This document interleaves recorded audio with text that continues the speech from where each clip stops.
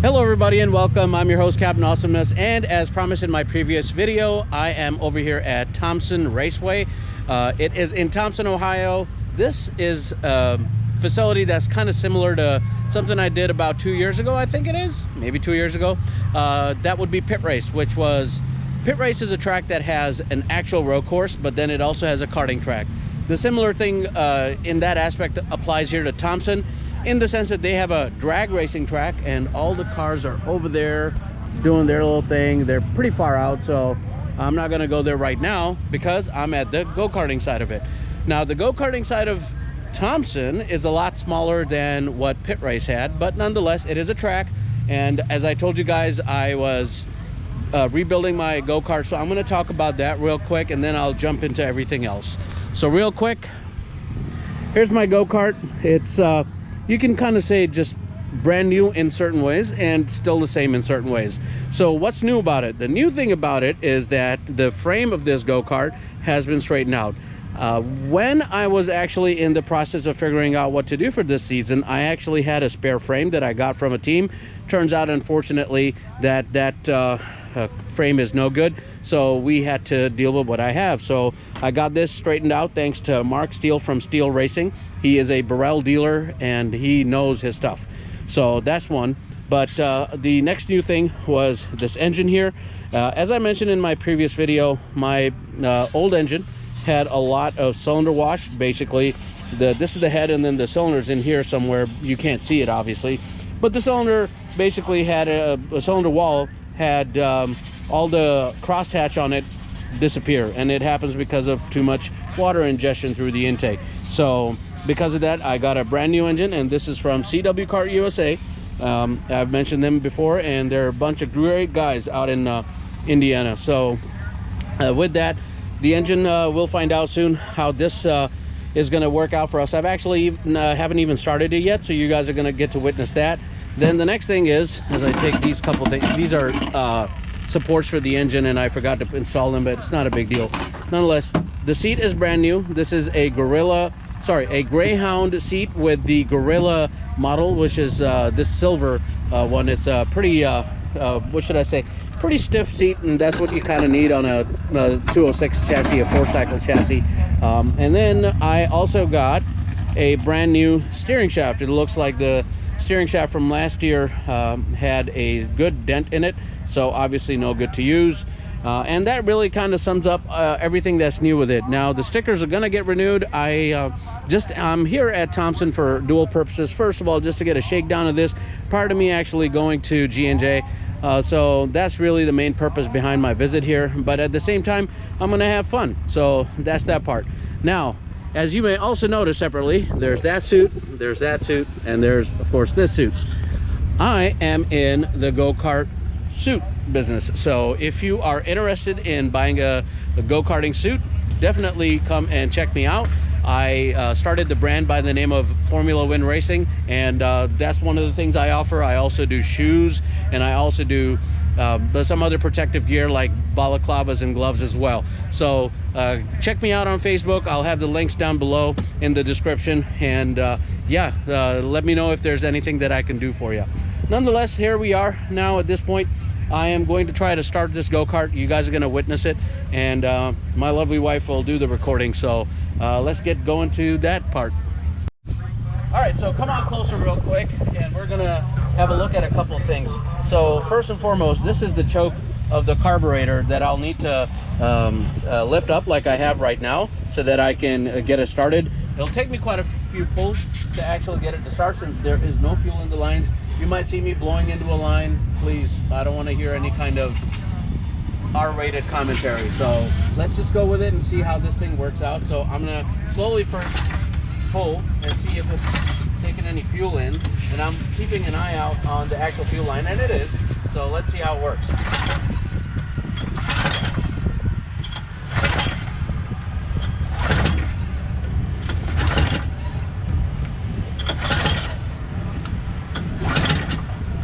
All right, still not working. Let's see.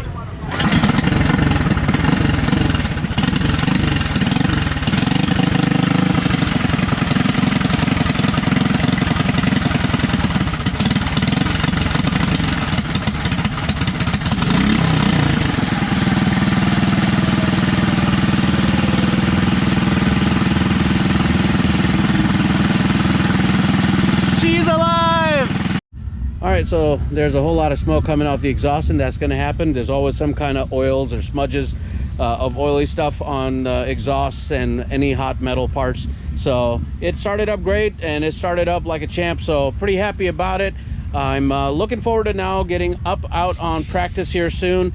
One of the things I do want to mention is that I got some other settings also taken care of with this. I forgot to mention that my front suspension was a little bit bad as well. The kingpin bolts needed to be replaced. And then in the back here, my brakes were a big mess, so new bolts, new hardware really in the end, like the brake pads and the hub over here. The rotor is still the same, but it was just a mess, and that's why I was having problems with predictable braking, I feel.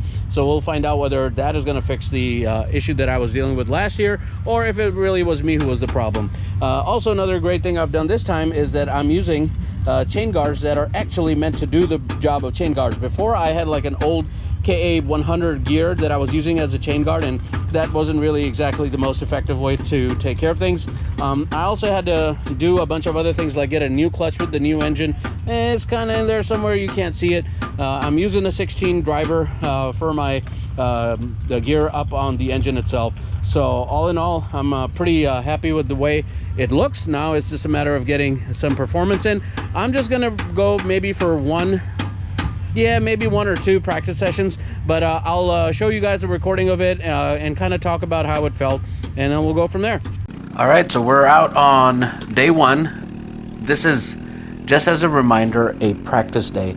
So all we're supposed to do is just get a feel for our go-karts. And one of the things that I began to feel as you see this short video is that I felt that the rear end wouldn't really exactly want to stick. It would kind of want to slide, especially as I would go into the apex hoping for the inside rear to lift. So I was trying to make sure that I read that correctly as I was trying to also learn the track. You have to remember, it's my first time here. I've only seen a few videos, gotten a few tips from a few people, so that's all I had to go with. So I tried my best to at least get a good feel for the kart, but also understand what the layout was like. And I felt pretty good about it. You know, this is me going about the third or fourth lap. But as I finished off and went into the straightaway right here, there's something that really shouldn't have happened, which is that right there. And yeah, let's just watch the rest together so you guys kind of know how I was feeling when my wheel decided to fly off. Yeah, brother.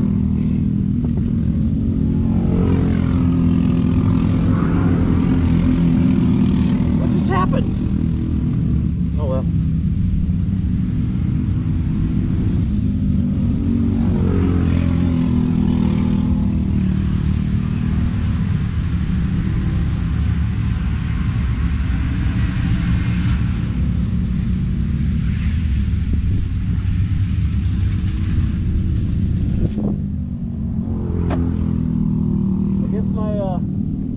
I guess my stuff flew off. Sorry, I can't hear you. It looks like my bolts flew off. Because I don't see any of the problem. Hey. That's wild. Yep. I don't see anything else wrong. Well, since the camera's still recording, this is why you do practice. Even if you might say it's just practice, man, it's just practice, like Iverson used to say. Well, this is how you find out if there's a problem. Right now, all I know is my left side front wheel flew off, but I don't know why. And that's a problem. The threading is okay, but yeah, this is exactly what's not supposed to happen. So the good thing is it's a practice day. The bad thing is I got thatch all over the damn place now, so I got to clean up this thing. But at least I'm safe. I also noticed there's a bit of a problem with my fuel tank. I'm leaking fuel, probably out of the vent, so I need to take down how much fuel I take through it. But yeah, that's where we're at right now. We'll figure more out later. All right, so it is day 2, so it is race day. Practice, as you guys know, did not go so well, which, I mean, it's just going to be, I hope, not a part of the bad omen I think is coming for the 2024 racing season when it comes to my racing season. But anyway, we'll see how things go. Today is going to be quick, fast. It looks like we have what's called a happy hour, or basically it's warm-ups, and it's mandatory, so we're going to take the go-kart out. I fixed the issue, which was basically the nuts flew off the wheel, so I got better nuts, I guess. I don't know what else to say about that, but nonetheless, that's taken care of. I just need to put weights on because I know I'm 25 pounds under the minimum weight that I need to be, which is 390, so I'll take care of that as well. So lots of things to do, not enough time, so I'm trying to prep as quick as I can. So I don't know what more commentary I'll be able to do like this, but as soon as I am able to, I'll say something, or you guys will hear me make a commentary on the race itself. All right, so in the interest of saving time for what has already become a long video, just a little under 30 minutes, we're going straight into the final. Here I am in number 6 out of 8 racers, so I was able to get slot number 6, and there's a story behind that, but let's just talk about me making the run for it. Here's the first lap, and I'm just trying to basically control the cart. I bump into the guy right in front of me, and I'm just trying to make sure that I keep up pace, but as is becoming quite evident, keeping up pace with people who've done a lot more laps than me is not going to be an endeavor that is going to result into something fruitful for me. At least that's my opinion. But yeah, I was definitely struggling and finding the right line going through most of these sections, especially the back section that leads into the straightaway here. You will also notice that I look right behind me a lot, and that's because the guy in number 7 actually is one of the faster guys who should be really up front, and the only reason he is behind me was that in the pre-final he lost his chain and I ended up finishing faster than him. So, or really I just ended up finishing and he did not. So that's what led to that. So in any case, this is now lap 2, and I continue to look back, which everybody tells me I shouldn't, but you know, here's that guy that I'm talking about, and I just want to make sure that I am kind of keeping an eye out on him every time there's somewhat of a straight. But you can see that he's just catching up to me. He's right on my butt, and there's nothing really I can do to shake him off because, well, he is going to be faster. He's just got that experience, like I said, that I don't have. But still, I try to keep my own. Honestly, right now I was struggling to figure out what the best path was, but it didn't work out. And because he was right on me and I had seen him, I actually took that turn wide so he could get past me. And then the one guy who's behind me, I wasn't so worried about because I'd already been racing with him as well, and I saw that he was basically like me, just struggling. So having said that, you know, it just made sense for me to be a little passive and not aggressive. The one thing I was worried about was I didn't want to piss off any of these guys who've got the experience and then who know each other, and I don't really know anyone. So that's what led me to make the decision of, hey, I'd like to be competitive, but I'm nowhere near competitive right now. I went through a lot of changes with the go-kart over the day. I'll mention that, you know, I was dealing with some problems you already know about, the wheel flying off, but that became the least of my concerns on day 2 when the final had happened. What was concerning to me was that for some reason the inside rear felt as if it would pick up and then suddenly drop back down. So good thing that Mark Stehle from Stehle Racing was there. He's a Burrell dealer, and he knows his Burrells in and out. And he's the one who straightened the frame, as I've mentioned already, and he was also advising me on what things I could do. So we messed around a little bit with the wheel width up front, and then at the same time also do a little other tweaks to try to see what we could do to get that inside rear to lift up a little bit longer, so this way I could get the best rotation and not feel as if I'm sliding out. So that's something maybe I'll talk about. But as you just see, the guy behind me tried to actually dive bomb in there, but I think he was just too far behind. Another thing I'll mention is that this is a GoPro 360 video. I actually have the recording of you looking at my feet, but I think you don't really get to see a lot compared to this. and I need to actually reposition the camera a little bit better because my body really blocks a lot. You can only get to see a little bit of my brake side foot, but not really as much on the throttle side. So maybe a little bit of adjustment might be needed, relocating the camera, I don't know. But I think I get to see a lot more for at least the left turns that I make, if not the right. And I will tell you, my lines are inconsistent. And that just, again, has to do with me learning the track, and then, of course, me trying to see what the kart's telling me. And me also changing my driving style, which I think is such a bad habit. I really do need to drive better. Anyway, I make a mistake here where my left tire just dropped into the grass and I lost traction. And I'll be honest, I also was pretty hard on the brake, so I locked up the rear a little bit too, so that led to that. So with, you know, the thing I want to say that I want to put a positive spin on is that, first of all, it was very exciting being here. Second of all, I really got to enjoy this go-kart now compared to any time before. You guys know of all the problems I've had, and I thought that there was some bad omen associated to the fact that I had lost my front left wheel during the practice on Saturday, so I'm just freaking out a little bit about some of those things.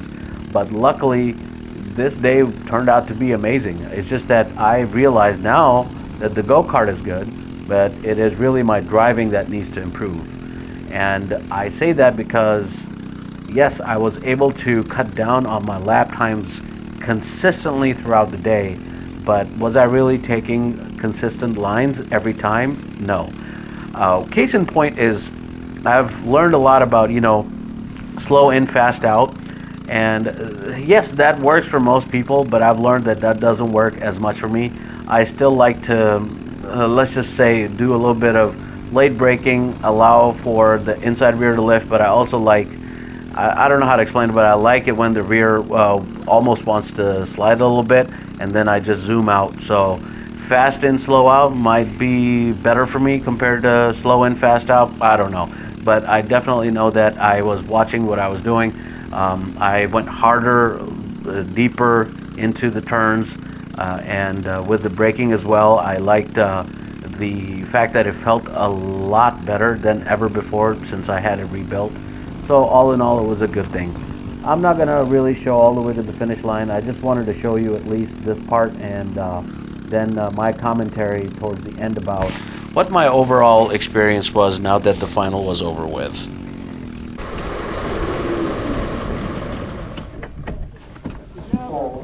Good racing, man. 5 minutes we will be sending our cars towards 16-year class out onto the track. They will be competing for $2,600 in prize money that will be split between the top 10. 1,000 to win, down to 100 for 6 through 10. All right, that was some good racing. That was probably the best session I had all day. And it's just that I had to make a lot of changes I didn't even know about. And I'm so happy that Mark Stehle was here to help guide me through some of the adjustments that I had made. And it made a night and day difference. I wish, you know, of course, hindsight is 20/20. So I wish he was here earlier, but it's all right. At least I learned a lot about this kart. I learned a lot about what I know or don't know, for that matter. In the final, I started out in 6th place, and I ended up dead last, and that's just because of that little spin out I had. But still, pretty happy with the way the day went, and not to mention no DNF. So I'm hoping this is the start of a good momentum, and hopefully a better season. I'll talk to you when I I'll talk to you guys when I get back to my truck. All right, so now that the day is over and I've packed everything up, you can see how everything's just kind of tightly packed up. I can tell you how the day went. With the final race, I, as you saw, had that little bit of an issue with jabbing the brake, and that caused me to wipe out. And I did the best I could to actually catch up with the guys in front of me. But, you know, out of 8 people, I started off in 6th, and then I ended up in last place. Not to mention, there was that one spot where I gave up to the guy behind me because I knew he was way faster than me, and I was really not in the mood to try and defend. It's 8 of us, and I would be fighting for 7th place. Whatever. Not to mention the crowd in front of me, the group had already gone way past, so it didn't make sense for me to have to go through all that effort for really achieving a spot that would have done nothing for me at all. So I mean, that's just the way I was thinking about it, right? So having said that, one good thing that happened with all of this was the fact that there was let's just say a lot of difference in the community sense here compared to when I was at G&J. Not that G&J is bad, it's just, you know, this is grassroots racing. It's a little bit more relaxed in certain ways. There were definitely a lot of people who showed up, no doubt. But with that, you know, a lot of people got out of their way to help me out. People who didn't know me at all, nothing. So I was very, very thankful for that. Then the second thing that happened in terms of, you know, people being helpful, Mark Stehle of Stehle Motorsports, who worked on my go-kart to get it ready for this racing season, he actually did a great job with just the way the go-kart was, but then he also was available for me to talk to him and let him know about what kinds of issues I was having with the kart. And man, oh man, I mean, it made a big difference. So Mark, thank you so much. Like, just case in point, I started the day not being able to do any better than 33.7, with the faster guys being in the low 32s. So I was like, yeah, this is pretty bad, man. I got to do something about it. So why not just ask him about, you know, what I can do differently. I gave him feedback on what I was dealing with, and man, he was on the spot with what I needed to do to fix the problems I was having. You know, most of it was actually my driving, which I worked on improving. But anyway, I went from 33.7 to 32.8. So that is a huge drop, you know. What's that, 9/10 of a second? So that put me very close to the top 5 guys in my class. The fastest guy in my class was at 32.2. So, you know, for me to be 6/10 to a half second, you know, slower than that faster guy at a track is a huge thing, because mostly at G&J, either because of the kart or my driving, I don't know, I was always a 1.5 or 2 seconds behind. So having said that, I can't wait to see what this kart is going to do for me when I end up down at G&J next month in June. So all in all, great day. I am pretty damn tired, and I want to just get back home. I'm just walking away being so thankful for, you know, everything that everybody did at different stages. Doug Marsh is another great person I want to mention. Carson Smith, who organized the race. Scott Smith. And I mean, I can keep going with names and names, but those are the key elements in terms of helping me have a great time. Along with, of course, like I said, Mark Stehle. Then there was Jacob Durbin. And most of all, the guys who were not here. Guys from Kart USA did a great job in giving me a lot of advice, tons of help when I needed it, you know, all for nothing in exchange. So I'm just glad and happy and humbled by the fact that I have so many great people around me who want me to succeed. I've never been able to find this kind of camaraderie outside of the Army, and really that's it. I mean, in other kinds of competitive sports, I've never seen it this way. So most likely what this means for me is, I don't know about going regional or national level racing, but I'm definitely going to stick to club level, because club level is so cool. And I'll be showing more of it to you guys. So all in all, great day in the sense that I did not crash, no DNFs, and this is going to be a great start, I feel, to the rest of the season. I can't wait, just can't wait for myself to be in different places and just show you guys a lot of you know, behind the scenes stuff. So anyway, I got to pay attention to the road. I've got about a 45-minute drive left out of an hour worth of driving, so just need to make sure I'm, you know, looking straight and stuff. And guys, thank you so much for watching, and as always, I'll see you at the next Apex. Bye-bye.